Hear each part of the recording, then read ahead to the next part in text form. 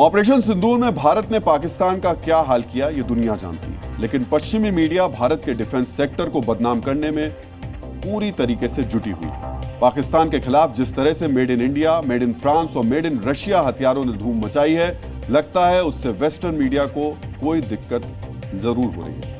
Operation सिंदूर में भारत ने पाकिस्तान का हाल क्या किया ये तो सबूत के साथ दुनिया ने देख लिया, लेकिन जब चीजें कयास के आधार पर चल रही थी तब दुनिया के बड़े बड़े अखबार भारत के खिलाफ झूठी खबरें छाप रहे थे। सब के सब बस किसी तरह ये प्रूव करने पर तुले हुए थे, साबित करने में लगे हुए थे कि पाकिस्तान ने भारत का रफाल फाइटर जेट गिरा दिया है। लेकिन क्यों? भारत के रफाल जेट से दुनिया को दिक्कत क्या है? फ्रांस में भारत के पूर्व राजदूत जावेद अशरफ इस मुद्दे पर क्या कहते हैं, सबसे पहले आपको ये जान लेना चाहिए। उन्होंने एक इंटरव्यू में कहा, बिना फैक्ट सामने आए ब्रिटिश और दूसरे पश्चिमी मीडिया चलाने लगे कि पाकिस्तानी एयरफोर्स भारतीय वायुसेना पर भारी पड़ी। उन्होंने थोड़ा भी इंतजार नहीं किया। याद रखिएगा, ये एक नैरेटिव था जो उन्होंने सामने रखा। खासतौर से अमेरिका और ब्रिटिश मीडिया ने जमकर यह नैरेटिव फैलाया। इसकी मुख्य वजह कॉमर्शियल हित है। वो खासतौर से एक एयरक्राफ्ट को टारगेट कर रहे थे। जावेद अशरफ जिस एयरक्राफ्ट की तरफ इशारा कर रहे हैं उसका नाम राफेल है।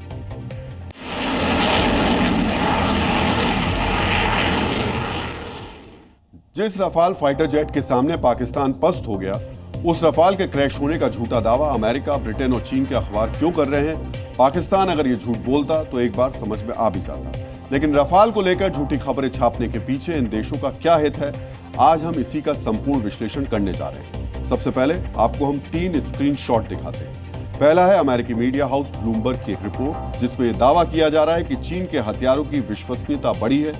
इसी आर्टिकल में यह झूठा दावा किया गया कि पाकिस्तान ने रफाल समेत भारत के 5 फाइटर जेट्स गिरा दिए। दूसरी न्यूज क्लिप है न्यूयॉर्क टाइम्स की। इस अमेरिकी अखबार ने भी छापा है कि भारत के फाइटर जेट्स मार गिराए गए, जिनमें रफाल भी शामिल है। इसकी खबर का सोर्स क्या था? Pakistani defence source. बिना नाम लिए अमेरिकी डिफेंस एक्सपर्ट को कोट कर रहे हैं। कुल मिलाकर इनके पास कोई पुख्ता सबूत नहीं था। लगता है इन्हें रफाल के गिरने की खबर छापने की थोड़ी जल्दी थी। तीसरा article British news agency Reuters ने छापा। यहां भी रफाल के गिरने का झूठा और बेबुनियाद दावा किया गया। इन अखबारों ने ऐसी खबरें क्यों छापी? जवाब भी अब जान लेते हैं। जवाब यह है कि रफाल के गिरने की खबर अमेरिकी और ब्रिटिश नैरेटिव को सूट करता है। ये खेल बहुत ही पेचीदा और लंबा है, जिसे हम आसान भाषा में अब आपको समझा देते हैं। इसके पीछे 4 वजह हैं। पहली वजह यह कि भारत ने अमेरिका के F-16, F-18 और European fighter jet Eurofighter typhoon की जगह रफाल को चुना था। दूसरी वजह यह कि भारत आगे भी फाइटर जेट्स खरीदने का प्लान बना रहा है, जिसकी रेस में अमेरिका और यूरोप की फाइटर जेट्स है। तीसरी वजह, भारत ने अमेरिका के 3rd एयर डिफेंस सिस्टम की जगह S-400 को चुना। और चौथी और सबसे अहम वजह, भारत पाकिस्तान के बीच इस संघर्ष में रफाल के सामने चीन और अमेरिकी फाइटर जेट का फेल होना। दरअसल भारत ने साल 2008 में 126 फाइटर जेट्स की खरीद के लिए दुनिया भर की फाइटर जेट्स बनाने वाली कंपनियों से उनका कोटेशन मांगा था। इस रेस में कई कंपनियां शामिल थीं। अमेरिकी फाइटर जेट F-16, अमेरिकी फाइटर जेट F-18, हॉर्नट रूस की MiG-35, स्वीडन की ग्रिपेन फाइटर जेट और European fighter jet Eurofighter typhoon. लेकिन भारत ने इस सबसे ऊपर राफेल को चुना। कई एक्सपर्ट्स मानते हैं कि भारत और पाकिस्तान के इस संघर्ष के बीच अमेरिका और यूरोपीय देशों को अपनी खींच निकालने का मौका मिल गया।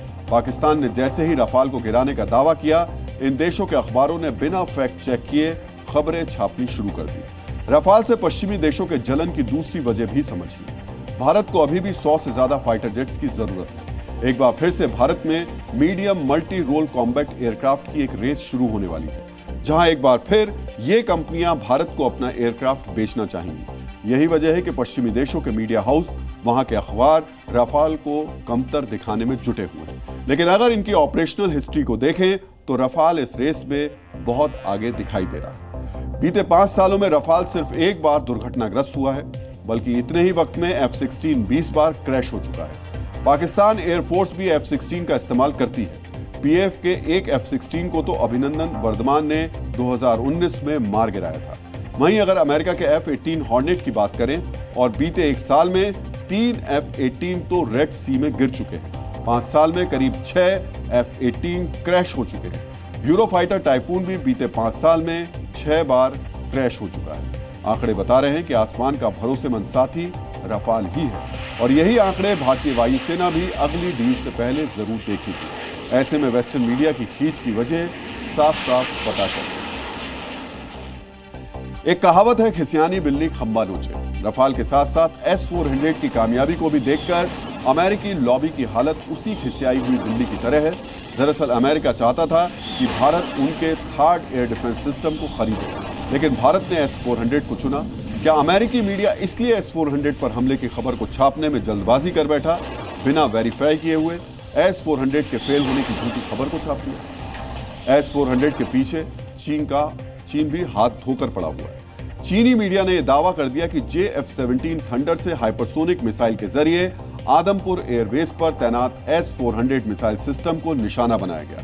अपने हथियारों की चीन ने खूब तारीफ भी की, लेकिन चीन और अमेरिका के अखबारों के ये दावे भी तब फेल हो गए जब खुद प्रधानमंत्री ने आदमपुर एयरबेस पर पहुंचकर बैकग्राउंड में S-400 air defence system operation को कंडीशन में दिखाया। तो कुल मिलाकर के मामला कॉमर्शियल यानी आर्थिक हित का ही लगता है, क्योंकि अमेरिका और यूरोपियन मीडिया रफाल से इसलिए जल रहे हैं क्योंकि भारत ने उनके फाइटर जेट्स की जगह रफाल को चुना और आगे वो रफाल को कमतर दिखाकर भारत को अपने फाइटर जेट्स बेचना चाहते हैं। और चीन इसलिए भारत के हथियारों को नीचा दिखा रहा है क्योंकि भारत के फाइटर जेट्स, मिसाइल्स और ड्रोन्स ने उनके फाइटर जेट्स से लेकर एयर डिफेंस सिस्टम तक को खूब मारा, जिससे अब उन्हें दुनिया में कोई दूसरा खरीदार नहीं मिलने वाला।